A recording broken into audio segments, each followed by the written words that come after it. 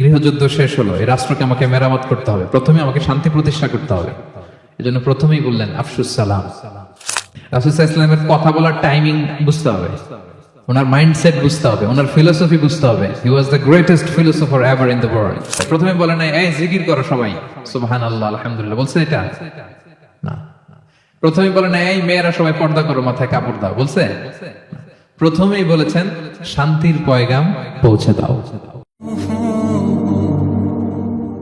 উনি সবেমাত্র মদিনায় আসলেন, মদিনার একটা ভঙ্গুর রাষ্ট্র ব্যবস্থাকে উনি মেরামত করবেন, সংস্কার করবেন। এখন যে কথাটা বলবেন এই কথাগুলো গুরুত্বপূর্ণ না? গুরুত্বপূর্ণ। মালয়েশিয়ার honourable prime minister Anwar Ibrahim যখন প্রধানমন্ত্রী হলেন, উনি প্রথম যখন জাতির উদ্দেশ্যে ভাষণ দিলেন, এটা গুরুত্বপূর্ণ ছিল না? ছিল। যে কেউ কোনো বড় দায়িত্বে আসলে যখন কথা বলে, প্রথম কথাগুলো খুব গুরুত্বপূর্ণ থাকে। রাসূল সাল্লাল্লাহু আলাইহি ওয়াসাল্লাম এই ভঙ্গুর সমাজকে, এই রাষ্ট্রকে মেরামত করবেন। এসেই জাতির উদ্দেশ্যে যে কথাটা বলছেন, এই কথাগুলোর কিন্তু অনেক ওজন আছে, অনেক গুরুত্ব আছে। প্রিয় ভাই এবং বোনেরা, তিনি 4 দফা কর্মসূচি দিয়েছিলেন মদিনায় এসেই। মদিনার সাধারণ জনগণের সাথে মিশে কর্মসূচি দিয়েছেন। কয় দফা? 4 দফা। প্রথমে বলেছেন শান্তির পয়গাম পৌঁছে দাও। তার মানে হি ওয়াজ এ পিস লাভার। রাসূল সাল্লাল্লাহু আলাইহি ওয়াসাল্লাম শান্তিকামী ছিলেন, তিনি অশান্তি পছন্দ করতেন না। পিস এন্ড হারমোনি কিভাবে সোসাইটিতে এনশিওর করতে হয়, এটা ছিল ওনার লক্ষ্য। প্রথম কথা থেকে বোঝা যায়। প্রথমে বলে নাই এই জিকির করো সবাই সুবহানাল্লাহ আলহামদুলিল্লাহ, বলছে এটা না। প্রথমে বলে নাই এই মেয়েরা সবাই পর্দা করো, মাথায় কাপড় দাও, বলছে? প্রথমেই বলেছেন শান্তির পয়গাম পৌঁছে দাও। সুবহানাল্লাহ। তিনি শান্তির নবী ছিলেন, তিনি শান্তি প্রতিষ্ঠার জন্য, পিস এন্ড হারমোনি করার জন্য আজীবন কাজ করেছেন। এবং মদিনাতেও তিনি এই 3 ধর্মের লোকদেরকে নিয়ে পিস এগ্রিমেন্ট করেছেন। যে কুরাইশরা আক্রমণ করেছে তাদের সাথে তিনি পিস এগ্রিমেন্ট করেছেন, শান্তি চুক্তি। প্রথম কথা হচ্ছে শান্তির বাণী পৌঁছে দাও। কারণ মদিনাতে রাসূল সাল্লাল্লাহু আলাইহি ওয়াসাল্লাম হিজরতের 5 বছর আগে একটা গৃহযুদ্ধ হয়েছিল, প্রচন্ড বড় গৃহযুদ্ধ। এটাকে বলে বুআসের যুদ্ধ। বুআস আউস এবং খাজরাজ ট্রাইবের মধ্যে। তো সবেমাত্র গৃহযুদ্ধ শেষ হলো, এখন কি প্রতিষ্ঠা করতে হবে? হ্যাঁ বলেন তো একটু। সবেমাত্র গৃহযুদ্ধ শেষ হলো, একটা ভঙ্গুর রাষ্ট্র, এটা তো মেরামত করতে হবে। কি বলেন? তো প্রথম কাজটা কি? To establish piece in the society. এবং সেই কথাটাই রাসূল সাল্লাল্লাহু আলাইহি ওয়াসাল্লাম বললেন।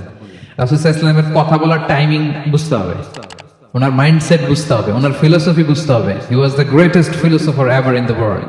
পৃথিবীর সবচেয়ে বড় দার্শনিক ছিলেন আমাদের নবী।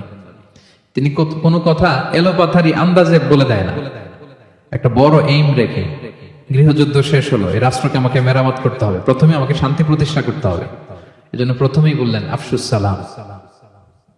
আফসুস সালাম, শান্তির পয়গাম পৌঁছাও। যুদ্ধ, বিগ্রহ, বিশৃঙ্খলা, chaos in the society, এগুলোকে থামিয়ে দাও। এটা ছিল প্রথম মেসেজ।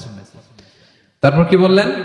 ওয়া আত'ইমুত তাআম, মানুষকে খাবার খাওয়াও, ফুড শেয়ার করো। এটা সিম্পলি শুধু খাবার খাওয়ানো বুঝলে হবে না, খাদ্য সংকট দূর করো। খাদ্যদ্রব্য মানুষের নাগালে নিয়ে আসো, মানুষের ঘরে ঘরে খাবার পৌঁছে দাও।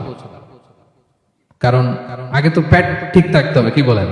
বাংলা একটা কথা বলে যে পেটে খেলে পিঠে সয়। এবং আরবরা একটা কথা বলে যে এইখানে পৌঁছার আগে তোমাকে এইখানে পৌঁছতে হবে। মানে কারো হৃদয়ে পৌঁছতে হলে আগে কোথায় পৌঁছতে হয়? পেটে পৌঁছতে হয়। তো রাসূল সাল্লাল্লাহু আলাইহি ওয়াসাল্লাম শান্তির কথা বলার পরপরই বললেন যে আগে খাদ্য সমস্যা দূর করো, খাদ্য সংকট দূর করো। এই যে আমাদের বাংলাদেশে এখন একটা খাদ্য সংকট যাচ্ছে না, এটা কিন্তু অনেক বড় ধরনের সমস্যা। খাদ্য ঠিক, ফুড আইটেম ঠিক, তো সব ঠিক। রাসূল সাল্লাল্লাহু আলাইহি ওয়াসাল্লাম বললেন খাদ্যের সংকট দূর করো, ঘরে ঘরে খাবার পৌঁছে দাও। The vulnerable people of the society, তাদের প্রতি টেক কেয়ার করো, লুক আফটার করো, অনাহারের মুখে খাবার পৌঁছে দাও। এটা ছিল দ্বিতীয় কর্মসূচি। 3 নম্বরে বললেন ওয়াসিলুল আরহাম, আত্মীয়তার বন্ধনকে মজবুত করো। এই যে কিনশিপ টাইজ, এই বন্ডেজটাকে আরো মজবুত করো। কারণ নিজেরা যুদ্ধ করলে কি আর শান্তি থাকবে? থাকবে না। আত্মীয়তার বন্ধনকে মজবুত করো। সব শেষে বললেন নামাজের কথা। আমরা কারোর সাথে দেখা হইলে প্রথমে কি বলি? আগেই বলি নামাজ করেন, দাড়িটারে লম্বা করেন, মাথায় একটা টুপি দেন, বোরকা পরেন। এই কঠিন কঠিন কথা বলে আমরা মানুষকে দিন থেকে ভাগাই। তো রাসূল সাল্লাল্লাহু আলাইহি ওয়াসাল্লাম প্রথমে বললেন পিস এস্টাবলিশ করো, এরপরে বললেন ফুড প্রিভিলেজ নিশ্চিত করো, খাবার আছে কিনা প্রত্যেকের পেটে, আগে এটা বলো। ঘরে ঘরে খাবার আছে কিনা, বিত্তশালীরা খাবার পৌঁছে দাও।